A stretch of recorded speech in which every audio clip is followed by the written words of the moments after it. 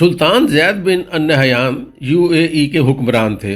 ये 1960 की दहाई में जब पाकिस्तान आते थे तो इन्हें एयरपोर्ट पर कमिश्नर रावलपिंडी रिसीव करते थे।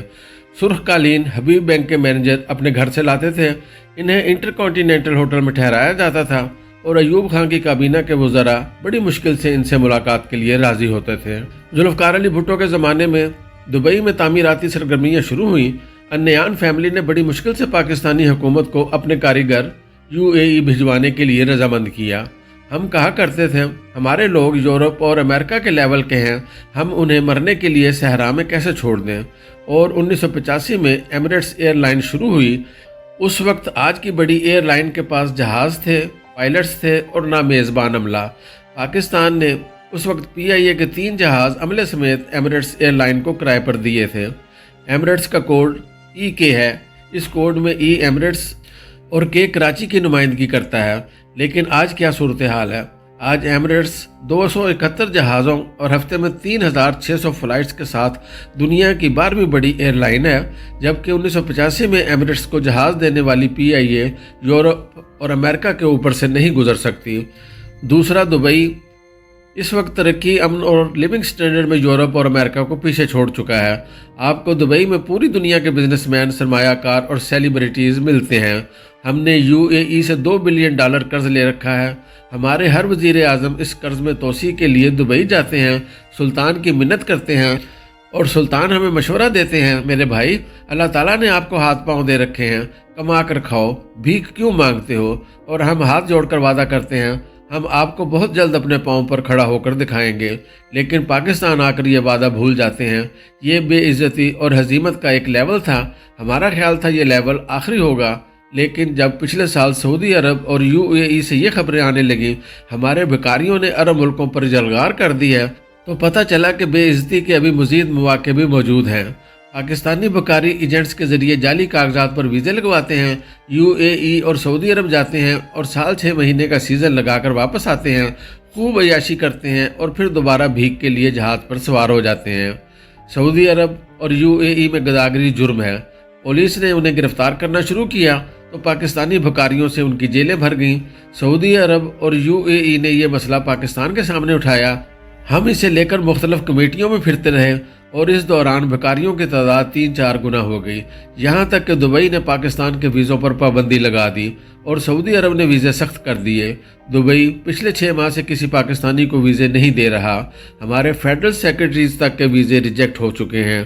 पूरी दुनिया वीज़ा और वीज़ा ऑन अराइवल पर दुबई जाती है, जबकि पाकिस्तानियों को एम्बेसी से वीज़ा मिलता है और ना दुबई से।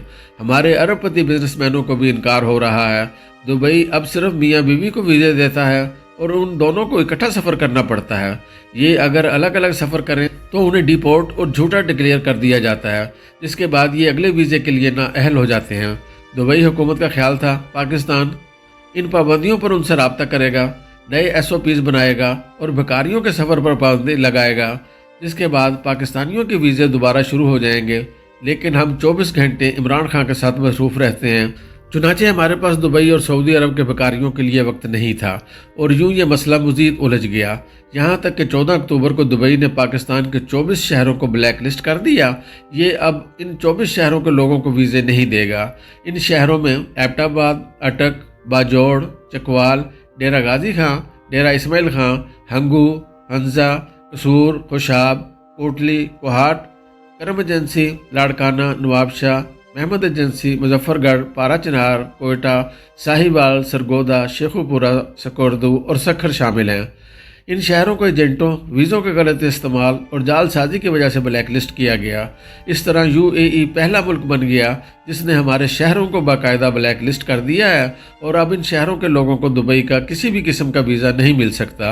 और मुझे यकीन है हमारी रियासत ये ज़्यादती भी चुपचाप बर्दाश्त कर जाएगी। हम में से कोई शख्स इस पर भी UAE से बात नहीं करेगा। हमारे एयरपोर्ट्स पर रोज़ाना जाली पासपोर्ट, जाली वीज़ों और जाली ग्रीन कार्ड होल्डर्स गिरफ्तार होते हैं। एयरपोर्ट्स पर रोज़ाना मंशियात भी पकड़ी जाती हैं और अब भिखारी भी निकल आते हैं। हमारा पासपोर्ट दुनिया में इस कदर बदनाम हो चुका है कि हम जिस एयरपोर्ट पर भी उतरते हैं हमें साइड पर खड़ा कर दिया जाता है और हमारे पासपोर्ट का एक एक सफ़ा मल मल कर चेक किया जाता है। ہمارے سامان کی تلاشی بھی خصوصی طور پر لی جاتی ہے۔ مجھے ایک بار PIA کے ذریعے میلان جانے کا اتفاق ہوا۔ میں نے عجیب منظر دیکھا۔ ہم لوگ جو ہی جہاز کے گیٹ سے نکلے، سامنے پولیس کتوں کے ساتھ کھڑی تھی۔ کتے پہلے مسافر کو سونگھ کر پوری تسلی کرتے تھے اور اس کے بعد مسافر کو لاؤنج اور امیگریشن ہال کی طرف جانے دیا جاتا تھا۔ میں نے دنیا کی کسی دوسری قوم کو اس ذلت سے گزرتے نہیں دیکھا۔ مجھے اسی طرح فجی جانے کا اتفاق ہوا۔ میں نیوزی لینڈ سے فجی گیا تھا۔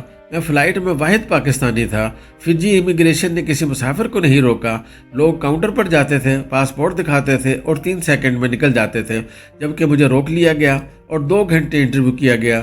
مجھے ماسکو میں بھی 2.5 گھنٹے ایئرپورٹ پر بیٹھنا پڑا، تیونس میں بھی اور 2 مرتبہ امریکہ میں بھی۔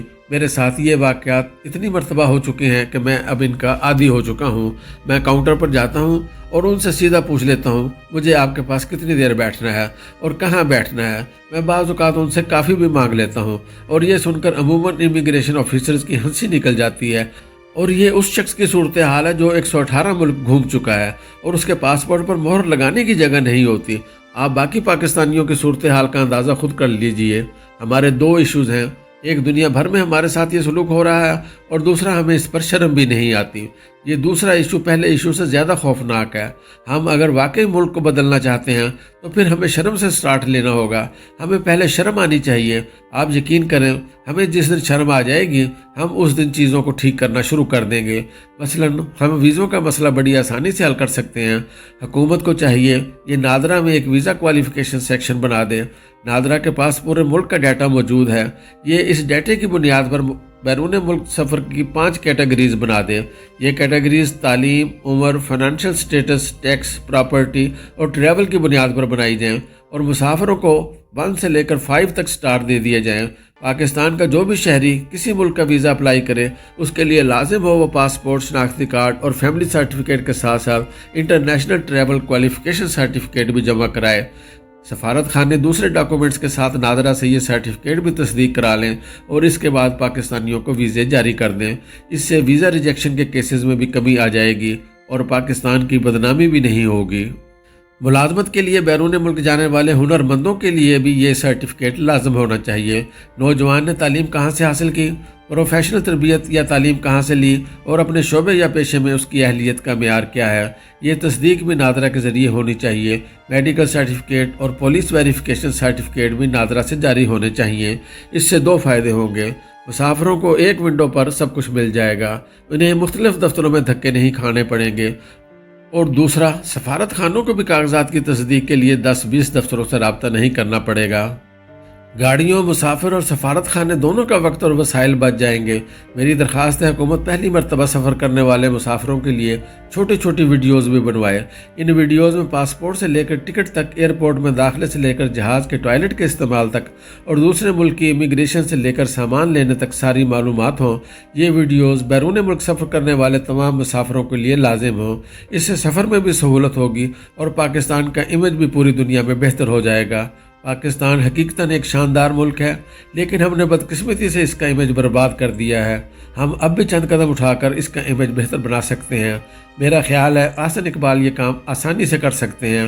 اللہ تعالیٰ نے انہیں ویژن بھی دے رکھا ہے اور اختیار بھی، بس ان کے 10-15 منٹ چاہیے اور یہ مسئلہ ہمیشہ کے لیے ختم ہو جائے گا۔